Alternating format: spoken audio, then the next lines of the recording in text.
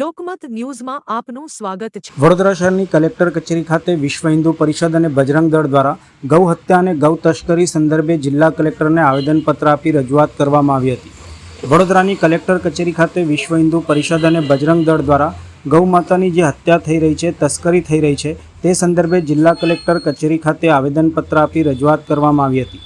સાથે જ ભારત એક કૃષિ પ્રધાન દેશ છે અને ગૌ માતાને તેની આત્મા છે, તો ગૌ રક્ષણ અને ગૌ સંરક્ષણ માત્ર ધાર્મિક આસ્થાનો વિષય નથી, પરંતુ દેશની સામાજિક, આર્થિક, આધ્યાત્મિક પ્રગતિ તેમજ સમગ્ર રાષ્ટ્રની સમૃદ્ધિ અને અસ્તિત્વ માટે આવશ્યક ભાગ બની ગયો છે। ત્યારે વિશ્વ હિન્દુ પરિષદ ગૌરક્ષક વિભાગ વડોદરાએ રાજ્યમાં વધતી જતી ગૌ હત્યા અને તસ્કરી જેવી ઘટનાઓની ચિંતા વ્યક્ત કરી છે।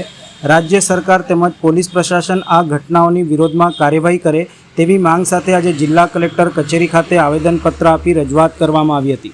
जय जय गौ माता की जय, जय श्री राम, भारत माता की जय, जय जय गरवी गुजरात। साथे गावो विश्वस्य मात्र आ भारत देश ऋषि અને કૃષિ સંસ્કૃતિ પર આધારિત છે।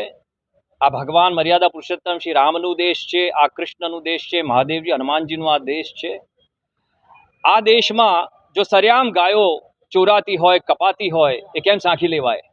અને એસ્પેશિયલી હવે સમય એવો આવ્યો છે કે જ્યાં ગાવો વિશ્વસ્ય માત્ર, ગાય આખા વિશ્વની માં છે, પશુ નથી, એ ઢોર નથી। આ સરકારે પણ આદરપૂર્વક સ્વીકારવું જોઈએ અને એના કાયદા અને કાનૂન એવા અગાધ સક્ષમ કરવા જોઈએ કે કોઈની હિંમત ના થાય કે આ કૃત્ય કરે।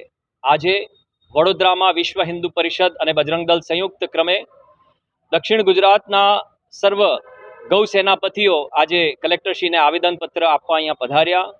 અમે નમ્રતાપૂર્વક આવેદનપત્ર આપ્યું અને વિનંતી કરી છે કે આપણા દેશમાં, કારણ કે આ ભારત છે, પાકિસ્તાન નથી, આ બધા જાણે છે, સ્વીકારવું જોઈએ।